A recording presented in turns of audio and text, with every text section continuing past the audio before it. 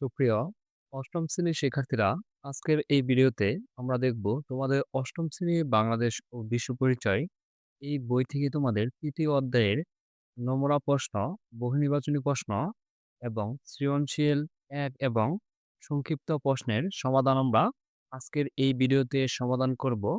চলো আমরা প্রথমেই দেখে নিব এখানে বহুনির্বাচনী প্রশ্নের সমাধান। এক, ১৯৭১ সালের কোন তারিখে মুজিবনগর গণপ্রজাতন্ত্রী বাংলাদেশ সরকার গঠিত হয়?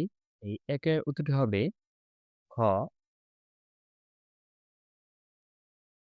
তারপর হচ্ছে ২, ২০২৪ সালের জুলাই গণঅভ্যুত্থানের শিক্ষা হলো। এই ২ এর উত্তরটি হচ্ছে খ, ১ এবং ২। আর তারপর হচ্ছে ৩ এবং ৪ এর জন্য উদ্দীপকে কোন বিশ্ববিখ্যাত শিল্পীর প্রতি ইঙ্গিত করা হয়েছে? এই ৩ এর উত্তরটি হবে গ। আর তারপর হচ্ছে ৪, এই ৪ এর উত্তরটি হচ্ছে গহ। এখন আমরা দেখে নেব যে সৃজনশীল প্রশ্নের সমাধান। প্রথমে আমরা দেখে নেব সৃজনশীল ১ এর সমাধান। এখানে ২ টি ছবি দেওয়া আছে। ছবি ১ এবং ছবি ২, যে দ্বিতীয় বিশ্বযুদ্ধের গণহত্যার দৃশ্য হচ্ছে এটি। আর তারপর হচ্ছে মুক্তিযুদ্ধ চলাকালীন যৌথ বাহিনীর অভিযানের দৃশ্য হচ্ছে এটি। এখন আমরা দেখে নেব ক। আত্মসমর্পণ অনুষ্ঠানে মুজিবনগর সরকারের প্রতিনিধি কে ছিলেন? এই ক এর উত্তরটি হচ্ছে জগদীশ সিং আরোরা। ফেব্রুয়ারি ১৩, ১৯১৬ মে ৩, ২০০৫ ভারতীয় সেনাবাহিনীর একজন জেনারেল ছিলেন। আমরা তোমাদের এই ক এর উত্তরটি দেখে নিয়েছি। আর তারপর হচ্ছে খ। গণহত্যার ধারণাটি ব্যাখ্যা করো। চলো আমরা এই ক্ষয়ের উত্তরটি দেখি, যে ক্ষয়ের উত্তরটি হচ্ছে গণহত্যা বলতে আমাদের যে বোঝায় কোনো নির্দিষ্ট জাতি, ধর্ম, গোষ্ঠী বা সম্প্রদায়কে সম্পূর্ণ বা আংশিকভাবে ধ্বংস করার উদ্দেশ্যে সংগঠিত পরিকল্পিত হত্যাযজ্ঞ একটি, যে এটি একটি আন্তর্জাতিকভাবে স্বীকৃত অপরাধ যা সাধারণত রাজনৈতিক, ধর্মীয়, জাতিগত বা সামাজিক সমীকরণ সংগঠিত হতে পারে। তোমরা এই পর্যন্ত লিখে নিতে পারো। আর তারপরে দেখে নিব আমরা যে গ। চিত্র ১ বাংলাদেশের ইতিহাসের কোন ঘটনার প্রতিচ্ছবি? চলো আমরা এই একের যে এইটি আমরা দেখে নেই। তারপর হচ্ছে যে আমরা দেখে নেব গ। চিত্র ১ হচ্ছে বাংলাদেশের ইতিহাসে ১৯৭১ সালে মুক্তিযুদ্ধকালীন গণহত্যার যে প্রতিচ্ছবি। ১৯৭১ সালের মার্চ মাসের ২৬ তারিখে পাকিস্তানি সেনাবাহিনী অপারেশন সার্চলাইট চালিয়ে ঢাকাসহ বাংলাদেশের বিভিন্ন শহরে নৃশংস হত্যাযজ্ঞ করতে যে শুরু করে, বিশেষভাবে নারী ও শিশুর উপর নির্যাতন এবং হত্যার ঘটনা ঘটানো পাকিস্তানি সেনারা বাঙালি জনগণকে সম্পূর্ণভাবে ধ্বংস করার উদ্দেশ্যে ঘরবাড়ি আগুন দিয়ে পুড়িয়ে ফেলতে থাকে। নিরীহ মানুষের হত্যার করে হাজার হাজার নারীকে ধর্ষণ করে একদিকে নিজস্ব বাঙালি জনগণের উপর এই হত্যাযজ্ঞ চালানো হচ্ছিল। অন্যদিকে পাকিস্তানি সেনারা একটি জাতির যে সাংস্কৃতিক ও মানবিক অস্তিত্ব ধ্বংসের চেষ্টায় লিপ্ত ছিল। আমরা তোমাদের এই গয়ারতিটিও দেখে নিয়েছি। তারপর দেখে নেব ঘ। চিত্র ২ এ উল্লেখিত বাহিনীর কার্যক্রমে কি এদেশের স্বাধীনতা ত্বরান্বিত করেছিল বিশ্লেষণ করো। চলো আমরা এই চিত্র ২ থেকে দেখে নেই এই উত্তরটি। এই ২ এর উত্তরটি হচ্ছে যে ১৯৭১ সালে মুক্তিযুদ্ধের সময় মুক্তিযোদ্ধারা একত্রিত হয়ে পাকিস্তানি বাহিনীর বিরুদ্ধে সংঘর্ষে অংশগ্রহণ নেয়। তাদের প্রশিক্ষণ, যুদ্ধের মহড়া এবং যুদ্ধের দক্ষতা বৃদ্ধি স্বাধীনতা সংগ্রামে গুরুত্বপূর্ণ ভূমিকা পালন করে। মুক্তিযুদ্ধের প্রাথমিক পর্যায়ে ভারতীয় সেনাবাহিনী ও মুক্তিযুদ্ধের যৌথ বাহিনী গঠিত হয়, যা পাকিস্তানি বাহিনীর বিরুদ্ধে কার্যকর প্রতিরোধ গড়ে তোলে। পাকিস্তানের সাহসিকতা, ঐক্যতা, যে ঐক্য ও প্রশিক্ষণ তাদেরকে যুদ্ধের কৌশল প্রয়োগ সক্ষম করে তোলে, যা পাকিস্তানি বাহিনীর জন্য কঠিন পরিস্থিতি সৃষ্টি করে। এটি হচ্ছে এ পর্যন্ত তোমরা দেখে নিতে পারো। আমরা তোমাদের এই সৃজনশীল ১ সমাধানটি দেখে নিয়েছি। এখন আমরা দেখে নেব সৃজনশীল ২। তার আগে আমরা এই উদ্দীপকটি পড়ে নেই। নাফিসের বাবা বিশ্ববিদ্যালয়ের ছাত্র থাকাকালীন মুক্তিযুদ্ধে অংশগ্রহণ করেন। তিনি প্রতিবেশী দেশে মুক্তিযুদ্ধের প্রশিক্ষণ ছাড়াই বাহিনী গড়ে তোলেন এবং নেতৃত্ব দেন। তার বাহিনীর যে অনেক নারী মুক্তিযোদ্ধা সম্মুখ যুদ্ধেও যে অংশগ্রহণ করেছিলেন। এখন আমরা দেখে নেব যে ২ এর ক। আনুষ্ঠানিকভাবে স্বাধীন বাংলার পতাকা কত তারিখে উত্তোলন করা হয়? চলো আমরা এই কয়ের উত্তরটি দেখি। কয়ের উত্তরটি হচ্ছে যে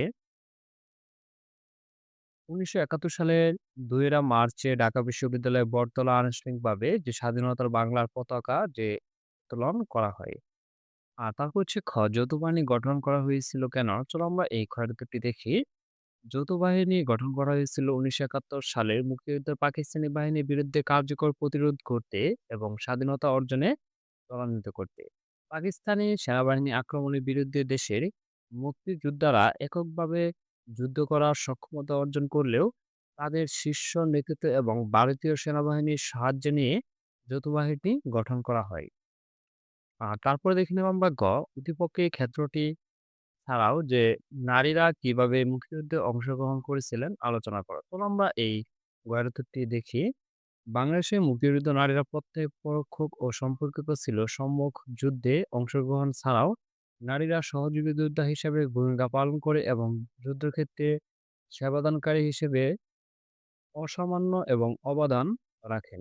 মৃত্যুর মুখোমুখি দাঁড়িয়ে তারা হাসিমুখে সন্তান বা স্বামীকে যুদ্ধে পাঠিয়েছেন। নিজেরা হত্যাযজ্ঞ ধ্বংস এবং অসহযোগিতার শিকার হয়েছেন। কেবল তাই নয়, অস্ত্র লুকিয়ে রেখে মুক্তিযোদ্ধাদের আশ্রয়, খাদ্য সরবরাহ করে তথ্য দিয়ে সংগঠন হিসেবে সাংস্কৃতিক কর্মকাণ্ডের মাধ্যমে অনুপ্রেরণা দিয়ে বাংলাদেশের নারীরা মুক্তিযুদ্ধের অসামান্য অবদান রাখেন। আমরা তোমাদের এই গয়ের উত্তরটি দেখে নিয়েছি। এখন দেখে নেব ঘ। উদ্দীপকে উল্লিখিত দেশটিতে প্রশিক্ষণ গ্রহণ ছাড়াও অনেকগুলো আঞ্চলিক বাহিনী ছিল, তারা মুক্তিযুদ্ধে গুরুত্বপূর্ণ ভূমিকা পালন করেছে মূল্যায়ন করা। চলো আমরা এই ঘয়ের উত্তরটি দেখি। উদ্দীপকে উল্লিখিত দেশটি ভারত, যেখানে অনেক মুক্তিযোদ্ধা প্রশিক্ষণ গ্রহণ করেছিলেন, তবে বাংলাদেশের মুক্তিযুদ্ধে আঞ্চলিক বাহিনী অত্যন্ত গুরুত্বপূর্ণ ভূমিকা পালন করেছেন।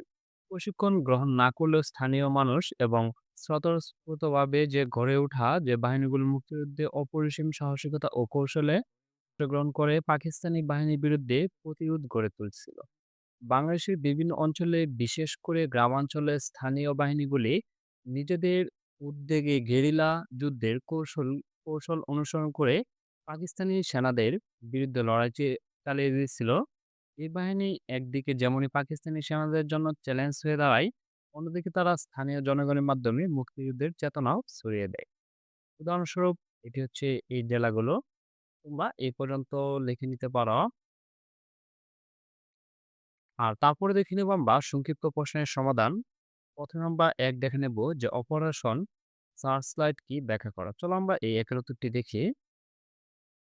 একের উত্তরটি হচ্ছে যে পাকিস্তানি সেনারা ১৯৭১ সালে ২৫শে মার্চ রাতে তৎকালীন পূর্ব পাকিস্তানের যে গণহত্যা চালিয়েছিল তার নাম হয়েছিল যে অপারেশন সার্চলাইট। কাদের নিয়ে মুজিবনগর সরকার গঠিত হয়েছিল? চলো আমরা এই ২ উত্তরটি দেখি। রাজনৈতিক নেতাদের নিয়ে মুজিবনগর সরকার গঠিত হয়েছিল। এই সরকার রাষ্ট্রপতি ও পদাধিকার বলে সশস্ত্র বাহিনী সর্বাধিক ছিলেন শেখ মুজিবুর রহমান। উপরাষ্ট্রপতি শেখ মুজিবুর রহমানের অনুপস্থিতিতে অস্থায়ী রাষ্ট্রপতি ও সশস্ত্র বাহিনীর সার্বাধিনায়ক যে ছিলেন সৈয়দ নজরুল ইসলাম। প্রধানমন্ত্রী ছিলেন তাজউদ্দিন। অর্থমন্ত্রীর দায়িত্ব পালন করতেন এম মনসুর আলী। স্বরাষ্ট্র ত্রাণ ও পুনর্বাসন মন্ত্রী ছিলেন A M H M Kamaruzzaman. এছাড়া খন্দকার মোস্তাক আহমেদ পররাষ্ট্র ও আইনজীবী হিসেবে দায়িত্ব পালন করেন। আমরা তোমাদের এই দৈর্ঘ্যটি দেখে নিয়েছি। এখন দেখে নেব ৩ স্বাধীনতার ঘোষণা কে ও কখন দিয়েছিলেন। এই ৩ এর উত্তরটিও দেখে নেই। বাংলাদেশের স্বাধীনতা ঘোষণা দিয়েছিলেন শহীদ প্রেসিডেন্ট জিয়াউর রহমান। তৎকালীন মেজর তিনি ২৬শে মার্চ যে তারিখে চট্টগ্রামের কালুরঘাট বেতার কেন্দ্র থেকে স্বাধীনতার ঘোষণা করেন। এরপর তিনি ২৭শে মার্চ তারিখে শেখ মুজিবুর রহমানের পক্ষে পুনরায় স্বাধীনতা ঘোষণা দেন। আর তারপর হচ্ছে ৪ জুলাই গণঅভ্যুত্থান পরবর্তী তোমার প্রত্যাশা কি? চলো আমরা এটা দেখি যে জুলাই গণঅভ্যুত্থান যে পরবর্তী যে আমার প্রত্যাশা একটি বৈষম্যহীন ও গণতান্ত্রিক বাংলাদেশ দেখা।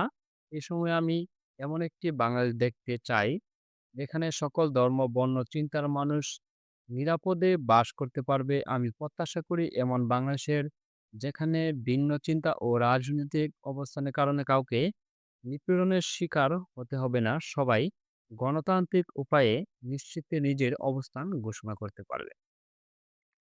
ধন্যবাদ শিক্ষার্থীরা। আমরা তোমাদের এই ৩য় অধ্যায়ের বহুনির্বাচনী প্রশ্ন এবং সৃজনশীল ১ এবং সৃজনশীল ২ ও সংক্ষিপ্ত প্রশ্নের সমাধানটি আমরা দেখে নিয়েছি। পরবর্তী ভিডিওতে আমরা দেখব ৪র্থ অধ্যায় বাংলাদেশের অর্থনীতি। এই অধ্যায়ের যে কাজগুলো আছে এবং কাজ এবং অনুশীলনী ভিডিও নিয়ে আসবো ইনশাআল্লাহ। আর পরবর্তী ভিডিও সবার আগে পেতে চ্যানেলটি সাবস্ক্রাইব করে পাশেই থাকবে। আর যারা সাবস্ক্রাইব করেছ তাদেরকে অসংখ্য ধন্যবাদ।